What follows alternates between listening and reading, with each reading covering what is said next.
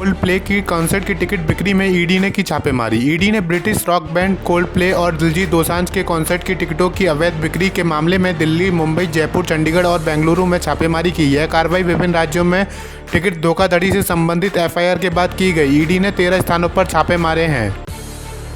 चक्रवाती तूफान दाना से 1.75 लाख एकड़ की फसल बर्बाद। उड़ीसा में चक्रवाती तूफान दाना और बाढ़ से 1.75 लाख एकड़ भूमि पर उपजी फसलें नष्ट हो गई, जबकि 2.8 लाख एकड़ भूमि जलमग्न होने की आशंका है। कृषि एवं किसान सशक्तिकरण विभाग के सचिव अरविंद पाधी ने बताया कि राज्य सरकार ने नुकसान का आकलन करने के लिए कृषि और राजस्व विभाग के अधिकारियों को निर्देश दिए हैं। के विमान से वापस भेज दिए कई भारतीय। अमेरिका ने अवैध रूप से रहने वाले भारतीयों को वापस भेजने के लिए चार्टर्ड विमान किराए पर लिया है। होमलैंड सिक्योरिटी डिपार्टमेंट के अनुसार यह कदम भारत सरकार के सहयोग से उठाया गया है। 22 अक्टूबर को 48 भारतीयों को अमेरिका से लौटाया गया। भारत ने इस मामले को गंभीरता से लेते हुए जवाब मांगा है और यह मुद्दा दोनों देश के बीच तनाव का कारण बन रहा है। एक अधिकारी ने बताया कि अवैध प्रवासियों पर कड़ी कार्रवाई की जा रही है। बाबा सिद्दीकी की हत्या मामले में एक और गिरफ्तारी। राष्ट्रवादी कांग्रेस पार्टी के नेता बाबा सिद्दीकी की हत्या के मामले में लुधियाना में एक व्यक्ति को गिरफ्तार किया गया है। पंजाब पुलिस के प्रमुख गौरव यादव ने बताया कि गिरफ्तारी पंजाब और मुंबई पुलिस के संयुक्त अभियान में हुई।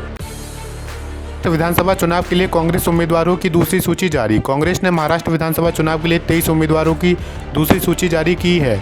भूसावल से राजेश मानवटकर, जलगांव से स्वाति वाकेकर, वर्धा से शेखर शिंदे, नागपुर दक्षिण से गिरीश पांडव और यवतमाल से मुकर को टिकट मिला है। इसके अलावा वसई से विजय गोविंद पाटिल, सियोन से कोलीवाड़ा से गणेश कुमार यादव और श्रीरामपुर से हेमंत ओखले को भी उम्मीदवारी घोषित किया गया है। बाबा सिद्दीकी मर्डर केस की जांच के बीच लॉरेंस बिश्नोई को राहत। गैंगस्टर लॉरेंस बिश्नोई का नाम इन दिनों बाबा सिद्दीकी मर्डर केस में सामने आ रहा है। उसे 13 साल पुराने एक मामले में राहत मिली है। आरोप है कि गैंगस्टर खालसा कॉलेज के परिसर में जबरदस्ती घुस गया था। वहां उसने सतविंदर नाम के छात्र को पीटा। उसके ऊपर गोलियां चलाने का भी आरोप है। पुलिस ने बाबा सिद्दीकी की हत्या और सलमान के घर बाहर गोली चलाने वाले 7 शूटर को गिरफ्तार किया है। रवनीत सिंह बिट्टू ने हिंदी में लिखी चिट्ठी। तमिल और हिंदी के बीच भाषाई मतभेद एक बार फिर सामने आए हैं। डीएमके नेता और राज्यसभा सांसद एमएम अब्दुल्ला ने केंद्रीय मंत्री रवनीत सिंह बिट्टू को हिंदी में भेजे गए पत्र पर तमिल में जवाब देते हुए कहा कि उन्हें पत्र का एक शब्द भी समझ में नहीं आया। यह पत्र ट्रेनों में भोजन की गुणवत्ता और सफाई से संबंधित सवालों पर था। फिर सड़कों पर उतर रहे किसान, कई जगहों पर चक्का जाम। पंजाब में किसान फिर सड़कों पर उतर रहे हैं। 26 अक्टूबर को धान के समय पर खरीद सहित विभिन्न मांगों को लेकर यह प्रदर्शन बुलाया गया है। किसान 4 स्थानों पर चक्का जाम करेंगे, जिसमें संगरूर, मोगा, फगवाड़ा और बाटला शामिल हैं। माफियाओं के खिलाफ सीएम योगी ने पुलिस को दिया आदेश। गोरखपुर में 2 दिन के दौरे पर आए सीएम योगी आदित्यनाथ ने भूमाफियाओं के खिलाफ सख्त कार्रवाई का निर्देश दिए हैं। उन्होंने अधिकारियों से कहा ऐसे माफियाओं को जेल भेजें। जनता दर्शन में सीएम ने 300 से अधिक लोगों की समस्याएं सुनी और अधिकारियों को जल्द समाधान करने की जिम्मेदारी सौंपी। उन्होंने पीड़ितों की समस्याओं में देरी नहीं करने के लिए कहा। अयोध्या में दिए की लौ में उकरेगी रामलला की आकृति। सरयू तट पर होगा फ्लेम शो। इस दीपोत्सव में अयोध्या के सरयू तट पर पहली बार अमेरिकन फायर वन मशीन से एक नए शो का आयोजन किया जाएगा। इस साल लेजर शो के साथ साथ विशेष फ्लेम शो भी होगा, जिसमें प्रभु श्री राम और अन्य आकृतियों को दीपक की लौ से उकेरा जाएगा।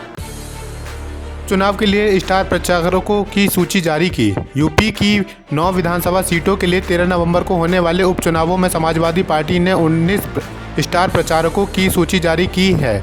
इस सूची में जेल में बंद आजम खान का नाम तीसरे स्थान पर है। इसके बाद पार्टी के राष्ट्रीय अध्यक्ष अखिलेश यादव और वरिष्ठ नेता रामगोपाल यादव हैं। अन्य प्रमुख नामों में शिवपाल सिंह यादव, डिम्पल यादव और जया बच्चन शामिल हैं।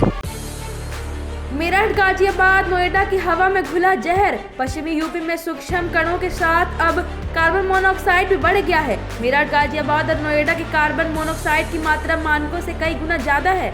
गाजियाबाद में लोनी में शनिवार को AQI 236 दर्ज किया गया, जबकि नोएडा के सेक्टर A में 156 और लखनऊ का तलकोटरा में 129 AQI मिला। में इंडिया गठबंधन के लिए नई चुनौती। लोकसभा चुनाव के उलट अब इंडिया गठबंधन के सामने उपचुनावों में नई चुनौती सामने है। भाजपा ने ज़्यादातर टिकट पिछड़ों में बांटे हैं। बसपा ने मुस्लिम व पिछड़े वर्ग के वोट पर नज़र लगा दी है। सपा ने इस बार 9 में से 4 मुस्लिम और 2 दलित उम्मीदवार उतारे हैं, जबकि कांग्रेस का प्रभाव कम होता जा रहा है। इस स्थिति में सपा की रणनीति ने कांग्रेस को पीछे कर दिया है। यमुना में स्नान के बाद बिगड़ी वीरेंद्र सचदेवा की तबीयत, अस्पताल में भर्ती। दिल्ली बीजेपी के अध्यक्ष वीरेंद्र सचदेवा की अचानक तबीयत बिगड़ गई, जिसके बाद उन्हें आरएमएलए अस्पताल में भर्ती कराया गया। बताया जा रहा है कि उन्हें स्किन इन्फेक्शन और सांस लेने में परेशानी हो रही है। यह घटना उस समय सामने आई जब वे यमुना नदी के गंदे पानी में डुबकी लगाने के बाद से ही अस्वस्थ महसूस कर रहे हैं। जल बोर्ड के वाइस चेयरमैन एलजी ने दी मंजूरी। दिल्ली के द्वारका में आम आदमी पार्टी के विधायक विनय मिश्रा को दिल्ली जल बोर्ड का वाइस चेयरमैन नियुक्त किया गया है। दिल्ली के उपराज्यपाल वीके सक्सेना की मंजूरी के बाद 25 अक्टूबर को उनकी नियुक्ति गजट अधिसूचना जारी की गई। विनय मिश्रा 2020 में 71,003 वोट लेकर विधायक बने थे। उनके साथ अम्बेडकर नगर से विधायक अजय दत्त और त्रिनगर से विधायक प्रीति तोमर को भी बोर्ड का सदस्य नियुक्त किया गया है। दिल्ली की हवा में मामूली सुधार, कुछ हिस्सों में धुंध की परत। दिल्ली में शनिवार को वायु गुणवत्ता में एक दिन पहले की तुलना में मामूली सुधार आया है। दिल्ली में AQI 237 रहा, जो वायु गुणवत्ता के अनुसार अभी भी खराब श्रेणी में है। की अवैध हिरासत से रिहाई की मांग। विवादास्पद संत यति नरसिंहानंद गिरी ने एक वीडियो जारी कर योगी आदित्यनाथ सरकार से अपनी अवैध हिरासत से रिहाई की मांग की है। उन्होंने कहा कि वे अपने खिलाफ दायर जनहित याचिका को जवाब देना चाहते हैं। नरसिंहानंद ने वीडियो में दावा किया कि उनकी हत्या प्रशिक्षित हत्यारों द्वारा की जा सकती है। उन्होंने कहा कि मरने से पहले वे पैगंबर पर दिए गए अपने बयान को स्पष्ट करना चाहते हैं। झारखंड चुनाव से पहले बीजेपी ने रविंद्र कुमार राय को बनाया प्रदेश अध्यक्ष। झारखंड में विधानसभा चुनाव से पहले भाजपा ने रविंद्र राय को प्रदेश कार्यकारी अध्यक्ष नियुक्त किया है। यह मामले की जानकारी भाजपा ने राष्ट्रीय महासचिव मुख्यालय प्रभारी अरुण सिंह ने पत्र के माध्यम इसकी घोषणा की है। प्रत्याशी का रघुवर दास पर पड़ा आरोप, ईसी को लिखा पत्र। झारखंड की जमशेदपुर ईस्ट विधानसभा सीट से कांग्रेस प्रत्याशी डॉक्टर अजय आलोक ने उड़ीसा के राज्यपाल रघुवर दास पर गंभीर आरोप लगाए हैं। उन्होंने चुनाव आयोग को पत्र लिखकर कहा कि दास अपनी बहू पूर्णिमा दास के लिए चुनाव प्रचार कर रहे हैं और बूथ पर पैसे बांट रहे हैं। आलोक ने कहा कि पहले उन्हें इस्तीफा देना चाहिए और फिर चुनाव लड़ना चाहिए।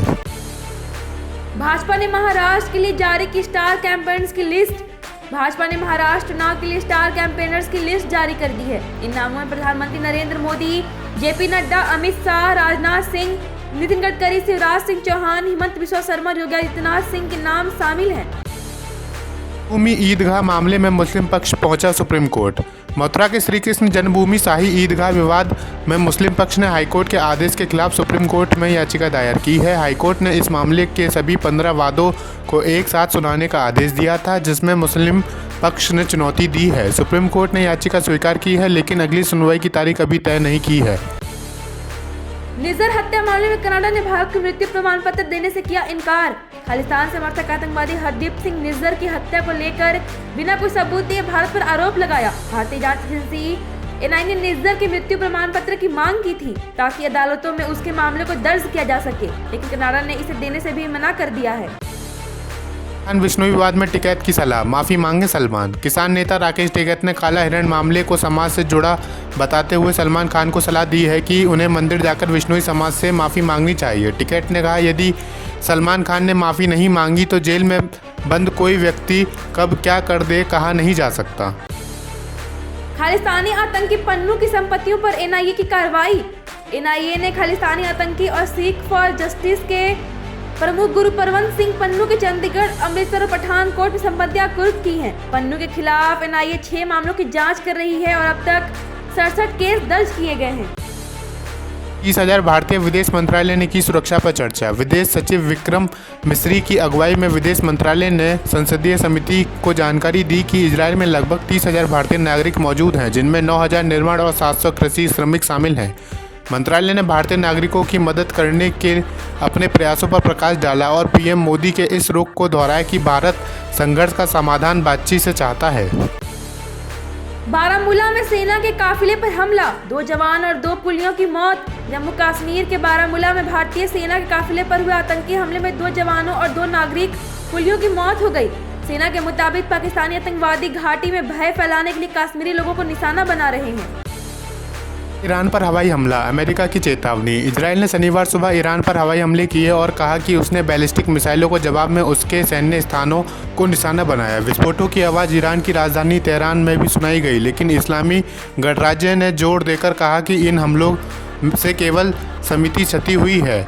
अमेरिका ने कहा कि ईरान पर इजरायल के हमलों से हिसाब बराबर हो चुका है और चेतावनी दी यदि उसने इजरायल पर जवाबी हमले किए तो उसके अंजाम भुगतने पड़ेंगे। भारत चीन सैनिकों की वापसी पर समझौता सुचारू रूप से लागू। भारत और चीन के बीच पूर्वी लद्दाख से सैनिकों की वापसी को लेकर हाल ही में समझौता हुआ है। चीनी विदेश मंत्रालय के अनुसार प्रधानमंत्री नरेंद्र मोदी और राष्ट्रपति शी जिनपिंग के बीच ब्रिक्स सम्मेलन के दौरान बातचीत में समझौते पर सहमति बनी। दोनों देश अब लैक के पास से सैनिकों की वापसी को सुचारू रूप से लागू कर रहे हैं। अभिषेक ऐश्वर्या राय की शादी पर अफवाहें, लेकिन सच्चाई कुछ और। बॉलीवुड एक्टर अभिषेक बच्चन और ऐश्वर्या राय बच्चन इन दिनों अपनी निजी जिंदगी को लेकर सुर्खियों में बने हुए हैं। हालांकि ऐश्वर्या का इंस्टाग्राम कुछ और ही बताता है, क्योंकि वे आज भी सिर्फ अभिषेक को ही फॉलो करती हैं। 2007 में शादी करने वाले इस जोड़े की एक बेटी आराध्या भी है। यशस्वी जायसवाल गावस्कर के लेजेंडरी क्लब में हुए शामिल। टीम इंडिया के उभरते सलामी बल्लेबाज यशस्वी जायसवाल न्यूजीलैंड के खिलाफ शानदार अर्धशतक जड़ दिया है। इस दौरान उन्होंने घर पर एक साल में टेस्ट क्रिकेट में 1000 रन का भी आंकड़ा पार कर लिया। वे ऐसा करने वाले तीसरे भारतीय और विश्व स्तर पर 7वें बल्लेबाज बने।